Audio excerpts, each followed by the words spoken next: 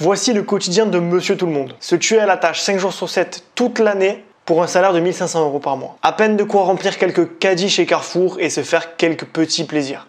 À la fin du mois, plus rien et c'est reparti pour un mois de travail et cela jusqu'à la retraite. Ça vous parle, vous vous reconnaissez ?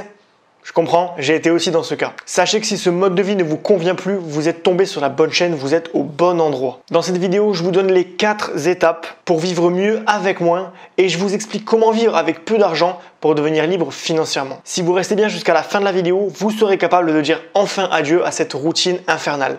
Donc restez bien jusqu'à la fin, vous allez avoir des solutions qui vont s'offrir à vous et vous allez pouvoir passer à l'action. Mais avant de commencer la vidéo, je me présente, je m'appelle Johan, je suis un ancien employé dans le domaine du web marketing et aujourd'hui j'en ai eu marre, j'ai tout quitté. J'ai quitté ma routine de métro boulot dodo, j'ai fait des études, j'ai trouvé un CDI, plusieurs CDI qui m'ont mis mal dans ma peau, j'étais pas bien, j'étais épuisé, mes patrons me respectaient pas, j'en avais marre. Donc je voulais autre chose, pour ma vie, quelque chose de plus formateur, de plus épanouissant et j'ai trouvé la liberté financière en créant quelques petits projets rentables sur internet, des petits projets malins qui m'ont rapporté assez d'argent pour vivre aujourd'hui sans travailler. Et ce que je veux faire avec cette chaîne, c'est aider justement les jeunes actifs comme moi qui en ont marre, à qui on a fait miroiter un Eldorado, comment quitter le métro boulot dodo, comment s'émanciper du salariat et devenir libre financièrement pour retrouver ces 3 libertés financière, géographique et temporelle. Donc si ça vous intéresse, n'hésitez pas à vous abonner à la chaîne. En ce moment, je fais beaucoup de vidéos sur ce sujet-là et n'hésitez pas également à télécharger le guide gratuit des 24 moyens de générer des revenus passifs sur Internet. C'est celui-ci. Il est dans la description, le lien dans la description. Vous pouvez le télécharger, c'est gratuit, ça prend 2 secondes et vous allez vraiment avoir de bonnes informations pour vous émanciper. Allez, c'est parti. Donc, première étape pour vivre mieux avec moins, c'est de réaliser que nos vies sont devenues incontrôlables. Donc, le grand paradoxe, c'est qu'on fait des études pour trouver un bon taf, pour trouver un CDI qui va bien payer, mais on va se diriger vers les grandes villes, donc c'est un petit peu l'exode rural, hein. On va quitter nos petites villes et nos campagnes, là où on a grandi, pour aller vers les grandes villes, Paris, Marseille, Lyon. Tout ça pourquoi ? Pour trouver des CDI. Trouver des CDI qui nous payent au lance-pierre dans des villes qui coûtent extrêmement cher. Donc au final, le coût de la vie augmente et notre salaire est moyen. Donc on vit moins bien que si on était employé dans notre petit village, notre ville. Et au final, ça pose un énorme problème. On vit dans des villes qui ne sont pas capables de supporter autant de population. On le voit, tout est embouteillé, tout est bouché, les transports sont pleins. On est vraiment tous entassés, agglutinés. Quand il y a une pandémie, tout de suite notre ville est saturée. On a plein de problèmes à vivre dans les villes. Si demain on avait un problème d'approvisionnement, je ne donnerais pas cher des gens qui vivent en ville parce qu'en quelques jours, ils seraient à court de toutes les provisions. Parce que les villes, c'est des nids, mais c'est pas forcément sécurisé. Tout le monde va là pour trouver du travail, mais c'est pas la meilleure option si on veut vivre libre. Et ça, faut vraiment le réaliser. On est dans un cercle vicieux. Les villes coûtent cher, ça va coûter de plus en plus cher au fur et à mesure qu'il y a du monde. Et il faut rester réaliste, les salaires ne vont pas augmenter proportionnellement. Donc plus on va vivre en ville et plus on va se paupériser. Alors évidemment, il y a une petite minorité qui gagne énormément d'argent et c'est tant mieux pour eux. Et eux vont vivre comme des rois. Mais la plupart des gens, vous, moi, on n'est pas dans la même configuration, on va moins gagner et donc on va plus souffrir de la situation. Et toute notre vie, ça va être ça. Donc ce qu'il faut faire aujourd'hui, c'est prendre conscience de la relativité du coût de la vie. Oui, la vie en France est chère. Non, vous n'êtes pas obligé de vivre à Paris et de supporter les loyers parisiens.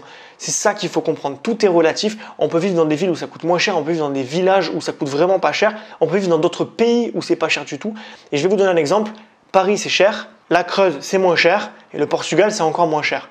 Donc ce que je veux dire, c'est que vous devez trouver le lieu qui correspond à votre mode de vie, qui va correspondre à vos valeurs et à vos envies dans la vie. L'idée, c'est pas de déménager dans un pays pauvre pour bien vivre. C'est pas d'aller en Asie et d'être le cliché de l'entrepreneur qui veut vivre à bas coût. C'est pas ça du tout. Moi, je vous parle juste de trouver le bon compromis, le juste milieu. Je vous demande pas de retirer toute votre qualité de vie. C'est pas l'idée.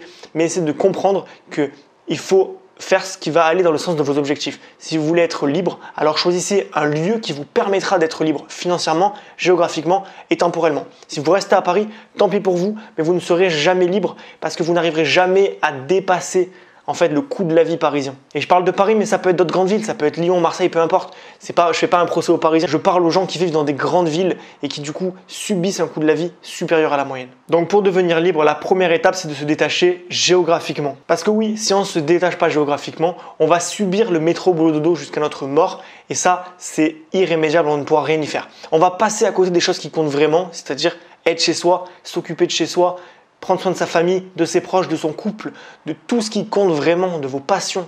et pas d'un patron et de ses ventes de haricots verts que vous devez augmenter de 1%. Ce mode de vie, il nous paraît normal et vos proches vont continuer à vous dire oui, mais tu devrais garder ta place, tu as une bonne place, machin. Mais en fait, on est tombé dedans parce qu'on est né là. Mais le truc, c'est que en fait, c'est pas la norme de vivre en ville comme ça. C'est quelque chose d'extrêmement récent. En 1876, je vais vous afficher une carte, vous allez voir, c'est assez incroyable. En 1876, la population française était extrêmement bien répartie sur le territoire. Il y avait à peu près autant de monde partout. Aujourd'hui, je vous montre la carte, c'est vraiment incroyable. On a toutes les villes qui sont extrêmement denses et les campagnes qui se sont vidées. Et ça, c'est extrêmement dommage parce que les gens, en fait, sont retirés eux-mêmes leur liberté. Deuxième étape pour vivre mieux avec moins, ça va être de changer votre mode de consommation. Absolument tout est fait pour que nous consommions matin, midi et soir. Vous écoutez la radio, des publicités. Vous regardez la télé, des pubs. Vous faites n'importe quoi, il y a des pubs partout. Regardez dans la rue, autour de vous, sur les voitures, partout, il y a de la pub. Et les marques, elles n'y sont pas pour rien. C'est elles qui créent ça parce qu'elles savent, elles connaissent les besoins fondamentaux humains, le besoin physiologique, le fait de manger, le besoin de sécurité, de se sentir en sécurité chez soi, le besoin d'appartenance, d'estime, d'accomplissement. Tous ces besoins-là, c'est des besoins qui sont impulsifs, qui réagissent à vos émotions, mais aussi à votre cerveau primaire. Donc forcément, ils vont jouer sur ces choses-là pour vous donner envie d'acheter leurs produits. Et la plupart du temps, ils arrivent à déclencher chez nous des pulsions d'achat qui nous donnent envie d'acheter la nouvelle télé, la nouvelle voiture et que des gadgets qui vont nous appauvrir encore plus. Et pour acquérir ces gadgets, souvent, on se met en porte-à-faux, on vit au-dessus de nos moyens parce qu'on va contracter des crédits à la consommation. La société de consommation nous pousse toujours à acheter plus, à vouloir, à désirer posséder plus des objets. Et c'est un capitaliste qui vous le dit. Vouloir bien vivre, c'est bien. Mais vivre au-dessus de ses moyens, c'est mal. Pensez aux bons moments que vous avez eus dans votre vie. Est-ce que c'était vraiment lié à une possession matérielle ou est-ce que c'était plutôt lié à des moments de partage qui sont gratuits? Je sais que posséder quelque chose de nouveau, ça fait plaisir, ça fait du bien, on se sent bien, on se sent excité.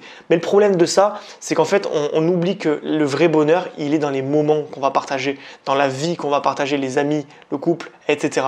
Et pas que dans l'argent. Donc ce qui compte vraiment, c'est de se concentrer sur ça. N'hésitez pas à chiner, à acheter les choses d'occasion, arrêtez d'acheter les choses neuves pour posséder du neuf. On s'en fout du neuf. Prenez des trucs qui marchent encore, réparez-les si c'est cassé, trouvez un moyen de gagner en autosuffisance et de plus être dépendant de cette société de consommation. Et si vous avez vraiment envie d'acheter un produit, si vraiment vous avez envie de vous faire plaisir, il n'y a pas de mal, on peut le faire. Mais juste prenez au moins 30 jours à partir du moment où vous avez l'idée de l'acheter pour vous demander 30 jours plus tard si vous en avez encore envie. Parce que souvent, c'est très passager les envies qu'on va avoir et si on ne craque pas dans les 5 premiers jours, alors on ne craquera plus.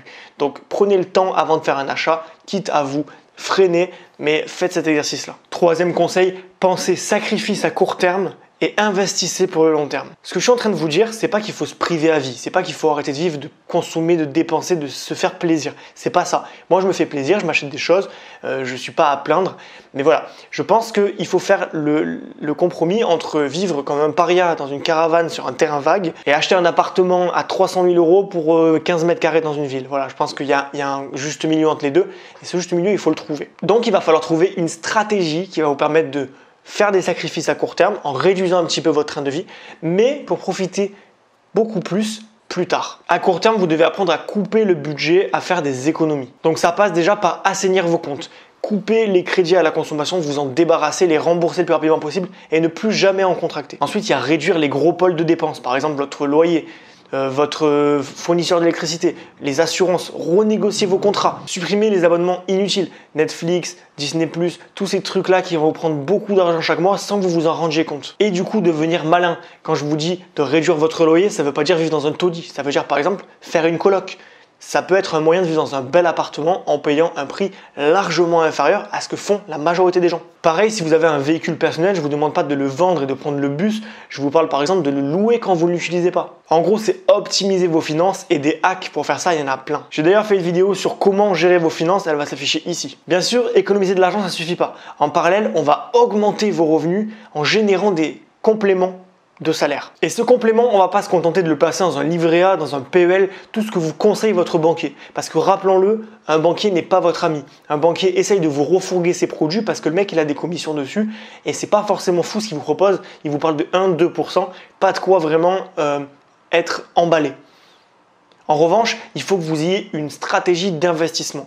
Il faut que le surplus que vous générez, même si c'est 200 euros par mois que vous arrivez à mettre de côté sur votre salaire ou sur des petits projets que vous allez créer, vous devez absolument les réinvestir. Parce que ces 200 euros que vous économisez, dans 10 ans, ils en vaudront 500. Donc tous les euros que vous allez mettre vont se multiplier si vous les investissez au bon moment et au bon endroit. Donc ça passe par l'immobilier, par exemple acheter un petit bien dans une ville moyenne où ça coûte pas cher et faire du Airbnb ou le louer à quelqu'un à l'année. Par exemple, investir sur un ETF en bourse pour avoir l'effet passif à long terme. J'ai justement fait une vidéo sur comment devenir riche avec la bourse. Elle s'affiche encore une fois ici. Je vous invite à aller la voir. Et il faut comprendre que l'immobilier et la bourse, c'est les deux moyens, les deux autoroutes pour devenir libre financièrement et se libérer du métro boulot dodo. Donc vous avez besoin de finances, d'argent pour investir. Et pour cela, vous devez absolument réduire vos dépenses, augmenter vos revenus. Enfin, quatrième et dernier conseil pour comment vivre mieux avec moins, ça va être de créer des petits projets rentables. Alors j'ai inventé ce terme de petits projets rentables pour parler de business simple et efficace qu'on peut automatiser. Donc ça, c'est vraiment quelque chose auquel je tiens. J'ai plein de petits projets rentables qui me rapportent de l'argent de manière automatique et c'est pas très compliqué à faire contrairement à ce qu'on peut croire. C'est pas travailler 15 heures par jour, c'est pas passer sa vie à donner son temps pour ce projet-là. C'est juste investir des efforts à un instant pour qu'ensuite ça devienne passif et qu'on puisse gagner de l'argent de manière automatique. Et ça, c'est pas très compliqué, tout le monde peut le faire, ça dépend de vos passions et de vos compétences, mais chaque personne a son petit projet rentable selon sa personnalité, sa façon de faire. Donc ce qui permettra petit à petit d'augmenter ses revenus et donc d'atteindre la liberté financière, c'est-à-dire que l'on travaille pour un patron ou pas, on gagnera quelque chose et on ne sera plus dépendant du système. On pourra vivre où on veut, faire ce qu'on veut quand on veut et retrouver les 3 libertés fondamentales, financières, géographiques et temporelles. Ça tombe bien, sur cette chaîne, j'aide les jeunes actifs à gagner leur liberté financière, géographique et temporelle et également à s'émanciper du salariat. C'est pourquoi je vous propose gratuitement un petit guide qui vous parle des 24 moyens de générer des revenus passifs donc sur internet et dans la vraie vie. Je vous invite à le télécharger en description, il est gratuit. Ça va vous permettre de voir plus clair, de voir ce que vous pouvez faire pour vivre mieux avec moins et donc gagner en liberté financière. Voilà, si la vidéo vous a plu, n'hésitez pas à vous abonner à la chaîne pour ne pas manquer les prochaines vidéos. En ce moment, c'est régulièrement que j'en fais et je parle beaucoup d'indépendance financière pour les jeunes actifs qui en ont marre de leur patron, qui ont envie de tout envoyer bouler. Donc n'hésitez pas. Et encore une fois, le guide dans la description.